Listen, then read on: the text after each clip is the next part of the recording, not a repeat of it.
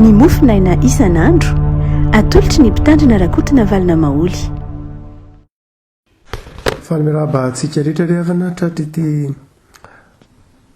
alakamisy fa rony ny volana jolay ity ny mofinainantsika anio dia ny romanina toko fahaenina andininy fa roapolo sy ny fatelo amby roapolo romanina toko fahaenina andininy fa roapolo ka hatramin'ny fatelo amby roapolo fakitsika amin'ny anaran'i Jesosy.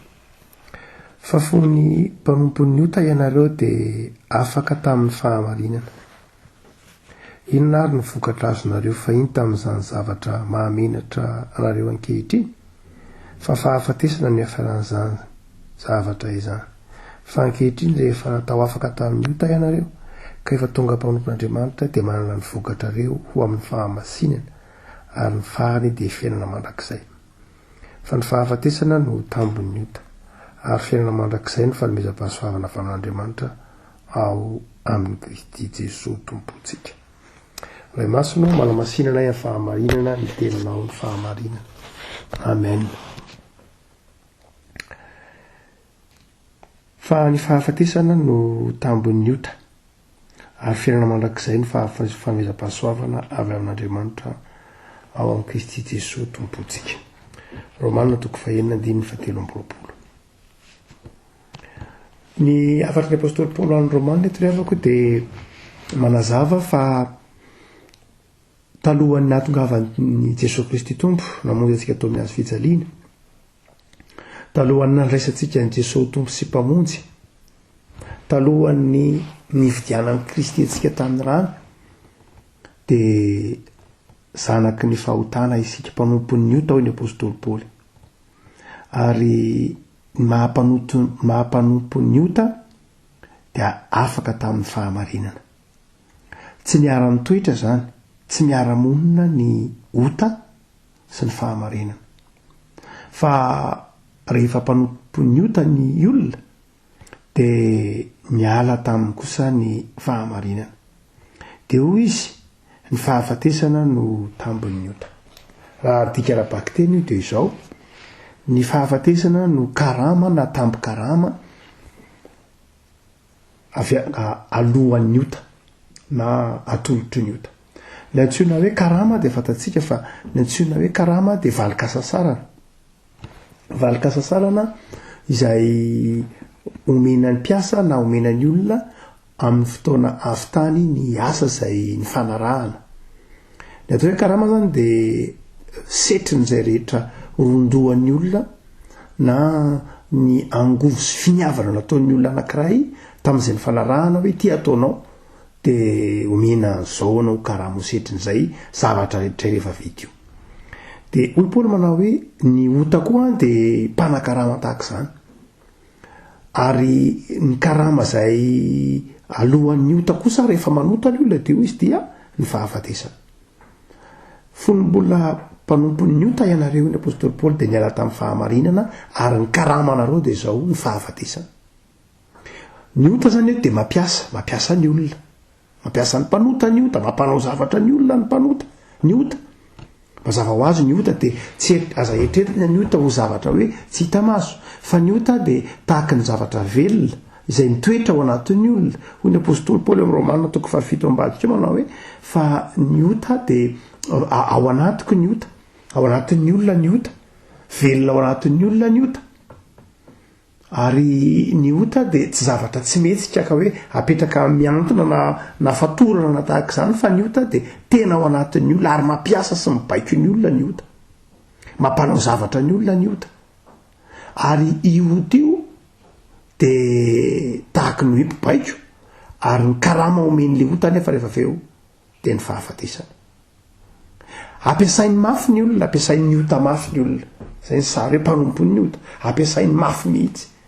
Saingy izao nefa ny tsy afaka mamena inona na inona ny ota afa-tsy ny fahafatesana ny amin'ny farany. Izay ny dikany fa ny fahafatesana ny tambon'ny ota. Izany hoe ny karama azon'ny ota omena ho an'ny mpanota dia tsisy afa-tsy ny fahafatesana. Inona ilay ambaran'ny Paoly hoe fahafatesana io? Roa no heviny. Voalohany dia tena ilay fahafatesana amin'ny endriny ara-baky teny mihitsy. tonga natahotra ny fahafatesana ny olona lasa nanakery tamin'ny olona ny fahafatesana vokatry ny ota fa ny faharoa dia ilay fahafatesana milaza koa hoe tafasaraka amin'Andriamanitra rehefa nanota ny olombelona dia tafasaraka tamin'Andriamanitra izy ary zay ny tena fahafatesana. Eto ny apôstôly Paoly dia manazava ry havako malala fa miova izay sata izay teny mitoro malagasy manao hoe izay miova andrina dia miova sata ary rehefa niova andrina ny kristianina amin'izay ny azahoana azy zany hoe niova tsy nanaiky ho mpanompon'ny ota intsony rehefa niova olona notompoina ny kristianina nanova Andriamanitra notompoina ny kristianina niova zay tsy nanaiky ho mpanompon'ny ota intsony ny olombelona fa niova fiainana izy mipino ny olona zany izay ny antsoina hoe kristianina dia tsy nanaiky ho mpanompon'ny ota intsony fa nanaiky ho mpanompon'ny Kristy nanaiky ho mpanompon'Andriamanitra dia mazava ho azy niova sata izy any ka tsy ny ota intsony ny manome tamby azy ny satany tsy fahafatesana intsony fa fiainana mandrakizay ary dia eo zany no mampifandray rehefa ko malala amin'ilay lohahevitra iray ny mpanjenitsika amin'ity volana jolay ity manao hoe ny fanafahana ny tena fanafahana marina ao amin'ny tompo ny tena endrim-panafahana marina izay ampananterain'ny tompo antsika ono hevitra manao hoe ambarao ny fahafahana ao amin'ny tompo zany hoe inona moa ny tena fahafahana ao amin'ny tompo ny fahafahana ao amin'ny tompo dia izao zany fahafahanao amin'i Jesosy io dia izao zany rehefa ko malala lasa tsy mpanompon'ny ota intsony itsika kristianina itsika mpino itsika zanak'Andriamanitra satria itsika efa nandray an'i Jesosy tompo efa vita batisa efa nandray fiainana tamin'alan'i Jesosy dia tsy andevon'ny ota intsony hany ka ny karamatsika tsy fahafatesana akory ny tambono atsika tsy fahafatesana satria itsika efa niova sata efa tonga zanak'Andriamanitra ny sata misy atsika dia inona kosa ary ny tambo atsika dia hoy Paoly manao hoe fa ny fahafatesana ny tambon'ny ota ary fiainana mandrakizay ny fanomezam-pahasoavana avy amin'Andriamanitra ao amin'i Jesosy Kristy tompontsika zany hoe no ny amin'i Jesosy Kristy tompo dia lasa mpandova fiainana mandrakizay isika ary amin'ny fotoana io dia lazain'ny apôstôly Paoly ary fa tsy karama indray le fanomeza lay fiainana mandrakizay tsy karama fa fanomezana maimaim-poana niova sata itsika izany afaka tamin'ny fahotana teo aloha ny ota ny mana-karama maniraka mampanao zavatra ny karama omeny na ny valiny omeny zay setriny zay zavatra mpanaoviny ota zay dia tsisy afa-tsy ny fahafatesana tebiteby tahotra fahoriana ady tsaina ady ampanahakorotam-piainana zany no azon'ny ota omena rehefa mampanao zavatra ny mpanota izy na inona endrika fahotana ataon'ny olona dia tsy mitondra fa tsy korotam-piainana ny fahotana tsy misy io tenenin'ny Jesosy manao hoe raha resaka momba ny satana izy ampianatra momba ny satana fampianarana momba ny satana satana dia tsy mitondra fiainana fa satana dia tsy mitondra fa tsy korotana no zany ny any karama azon'ny ota omenany olona ho an'izay mpanota dia tsisy afa tsy korotam-piainana fa izao kosa ho an'izay rehetra nandray an'i Jesosy tompo sy mpamonjy amin'ny alalan'i Jesosy Kristy tompo dia mahazo maimaim-poana tsy karama tsy hoe satria nanompo an'i Jesosy tsika dia mahazo karama ny amin'ny fiainana mandrakizay fa ny filazan'ny Paoly azy hoe fanomezam-pahasoavana ny fiainana mandrakizay tsika zany tsy karamain'Andriamanitra kazava tsy karamain'Andriamanitra isika tsy tambatambazan'Andriamanitra isika hoe tahaka ny ataon'ny ota Andriamanitra tsy pikarama amin'Andriamanitra mihitsy isika fa rehefa nandray an'i Jesosy tompo sy mpamonjy isika dia nomen'Andriamanitra maimaim-poana ao atsika ny fiainana mandrakizay nahoana ny hoe maimaim-poana nahoana tsy nataon'Andriamanitra karama satria tsy mendrika na miezaka tahaka n'inona ary itsika tsy voavidy ny fiezahantsika tsy voavidy ny fikelezantsika aina mihitsy ny fiainana mandrakizay ny mahampanota antsika dia izao ny mahampanota antsika na afaka atsika atao anatin'ny sata mahampanota antsika ka natonga antsika olom-baovao dia tsy avy amin'ny fiezahantsika fa avy amin'ny Kristy Jesosy. Noho izany zavatra maimaimpona nanadiovana antsika, zavatra maimaimpona natonga antsika ho madio tao amin'ny Kristy, natonga antsika olom-baovao tao amin'ny Kristy maimaimpona, fa tsy karama, tsy hoe fiezahana, tsy hoe nisy zavatra nataontsika manokana ka natonga antsika hoe adio eo anatren'Andriamanitra tonga zanak'Andriamanitra. Tsisy ka Andriamanitra no nanao ny zavatra rehetra tonga antsika ho madio eo anatren'Andriamanitra, tonga zanak'Andriamanitra, olona no hamarinina isika. Hoy ny apôstôly Paoly, tsy hoe marina ho azy isika fa no hamarinina, zany hoe tena efa mpanota efa niataka tamin'Andriamanitra voakaraman'ny ota, fa no hamarinina zany hoe no diovina dia no sasana. Tsy nisy neninona tena no hamarinina dia zao diso, fa no sasana dia no hamarinina dia marina zany. Dikan'izany tsy misy mihitsy napitiny azy avy amin'ny fiezahantsika. Noho izany satria tsy avy amin'ny fiezahantsika na tonga antsika hiova sato tonga zanak'Andriamanitra dia fanomezam-pahasoavana zany ny fiainana mandrakizay, tsy karama akory. Inona no hevitra zany rehefa malala zavatra roa ry havako. Voalohany dia izao, fitaovana antsika amin'ny fiainantsika isan'andro tsy hafa fa ny tena fanafahana marina, ny tena fahafahana dia ao amin'Andriamanitra, ao amin'ny Kristy Jesosy. Indraindray ny olona mieritreritra fiaina kristianina hoe fiainana feno fahaterena, hoe dia nareo ve zany dia tsy mba mahazo manao fitafy ohatr'izao, dia nareo ve zany dia tsy mba mahazo misakafo ohatr'izao, dia nareo ve zany dia tsy mba mahazo mihinana zavatra ohatr'izao, dia nareo ve zany dia tsy mba mahazo zany ve zany ny kristianina, toa voafehifehy be zany kristianina zany, toa ohatrany tsy afaka manao an'ity, tsy afaka makary, tsy afaka manao an'izao, toa zay ny fiheveran'ny olona an'ilay kristianina.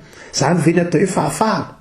Tsy ry havako malala, tena fahafahana ny men'ny tompo antsika, tsaratsara-pahafahana mihitsy fa tena fahafahana.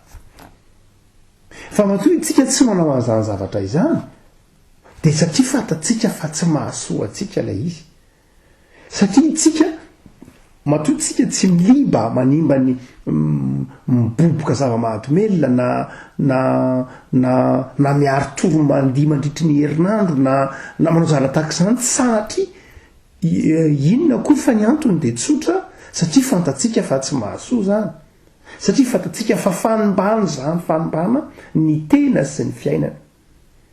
Noho izany dia aza mieritreritra ny kristianina hoe tsika kristianina hoe voafehitra be tsy zahay, tena fahafahana ny men'ny tompo antsika. No fanohitra amin'izay no heverin'ny olona fahafahana, ny heverin'ny fahafahana dia ny hoe izy afaka manao ny zavatra rehetra, hoe afaka migalabona ny fiainana mandany fotoana ry paraina ny andro amin'izao dia misory dia minoka dia mandany fotoana, heveriny hoe zay no antsoina hoe fahafahana. Fa nefa zay tsy fahafahana, fa zay le hoe karamain'ny ota anao an'izay izy, zay le hoe andevo aza, andevon'ny ota, zay le hoe andevon'ny fahotana, zay le tsy fahafahana amin'ny fanohitra amin'izay. Fa ny kristianina tsy hoe tsy afaka manao an'izany izy, fa ny kristianina nisafidiny tsy hanao an'izay, zay maha olona afaka azy. Raha ohatra ny kristianina ka mbola mieritreritra manao hoe terena izy ny tsy hanaovana an'izay dia mbola tsy afaka izy zany. Raha ohatra ka mbola ny mason'olona na ny fijerin'ny olona na ny inona ny mahatonga antsika tsy manao an'izay dia mbola zaza amin'ny finoantsika zany, mbola zaza. Fa fantatsika fa tsy manao an'izany sika, tsy hoe satria matahotra inona, fa satria fantatsika fa safiditsika hoe za tsy hanao an'izany mihitsy, satria tsy mahasoa azy zany, tsy mety amiko zany, afaka manao an'izany raha mahasoa zany, araka ny tenin'ny apôstôly Paoly, ny zavatra rehetra ia azoko atao fa tsy ny zavatra rehetra akory ny mahasoa, ny zavatra rehetra azoko atao fa tsy ny zavatra rehetra ny mampandroso. Dikan'izany dia sao rehefa malala ny olona mieritreritra ny kristianina hoe voafehifehy, fa ny kristianina nge tsy voafehifehy, ny kristianina nge olona ny safidy ankalalahany, matoa tsy manao izy nge safidiny, matoa tsika tsy manao an'izany zavatra zany dia oka azava safiditsika ilay izy, safiditsika hoe tsy mampandroso zany, tsisy dikan'izany, tsy midika ninina zany, tsy mahasoa zany, zay mahatonga tsika tsy manao ilay izy. Noho izany tena olona afaka mihitsy ny kristianina. ary de izay fomba fijery zay no tokony ao an-tsaintsika rehefa ko malala hoe ny fahafahana ao amin'ny tompo a de tena fahafahana kristiana de tena fahafahana nateraky ny safiditsika mihitsy. Ary zay mahatonga antsika tsy manana alahelo na tsy manao an'ilay izy ary, tsy manana alahelo na tsy manota ary fa mifanohitra amin'izay ara mitsitra ilay olona ao anatin'ilay fiarahamonina ao anatin'ilay fahotana. Satria nahoana? Satria fantatsika ilay ateraky ilay firaisana amin'Andriamanitra, ilay fiainana mandrakizay zay mitondra fifaliana ty anatintsika. Ka tsy sinenina mihitsy ty anatintsika tokony tsy nanao an'ry fitafindriana, tokony tsy nanao an'izao anaty fatsia ny kristianina dia olona mana fahafahana ateraka ny fitiavana an'Andriamanitra. Fa ny faharoa dia izao ry havako, tenin'ny apôstôly Paoly io, hoy izy manao hoe rehefa tonga mpanompon'Andriamanitra ianareo a dia ny vokatra entinareo a dia ny fahamasinana.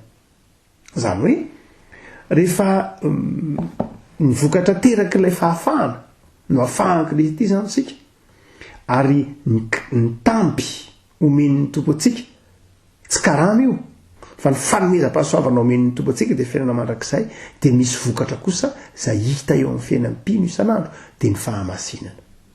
Ny fahamasinana, io fahamasinana io no mifanohitra amin'ny fahalitoana.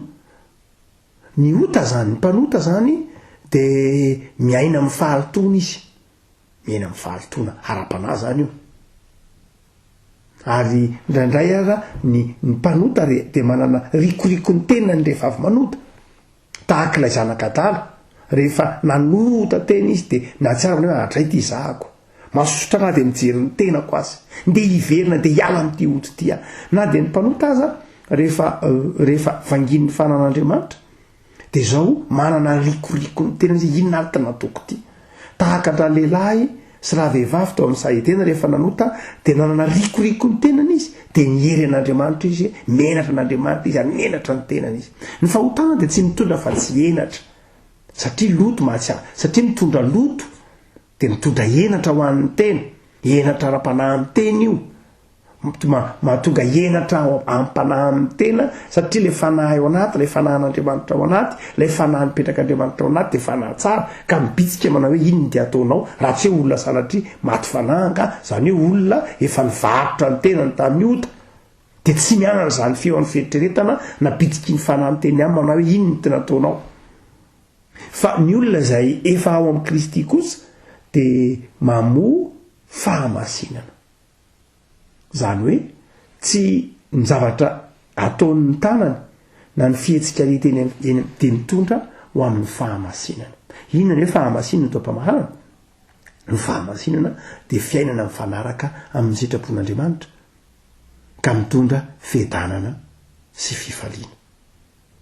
Rehefa miaina amin'ny tenin'Andriamanitra sao amin'i Jesosy ny olona ry havako, dia nateraka izany dia fahamasinana izay midika hoe fiadanana sy fifaliana miaraka amin'Andriamanitra. Tsisy korotam-piainana sy korotam-panahy, korotan-tsaina ao amin'ny olona izay manana fiainam-pahamasinana. Mety mandalo tsy fisina ihany izy, mety mandalo zavatsarotra ihany izy amin'ny maha-olombelona azy, fa manana fahatony-tsaina sy fahatony-panahy izy, satria miaina ny fahamasinan'Andriamanitra.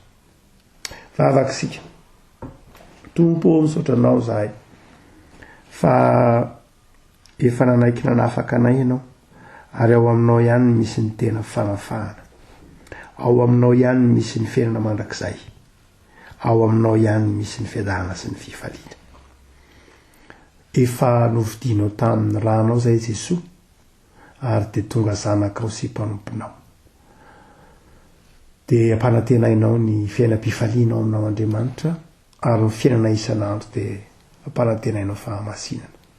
Tehirizo azy izay Tompo ho amin'izany fahamasinana zany, ary ataovy eo ambany fahasoavanao mba ahatsiaro fa olona afaka izahay, tsy fatorana ny maha-kristianina fa fahafahana miaraka aminao Andriamanitra. Dia ampahirizo izay Tompo ho tia miaraka aminao mandrakariva. Misaotra Jesosy. Amen.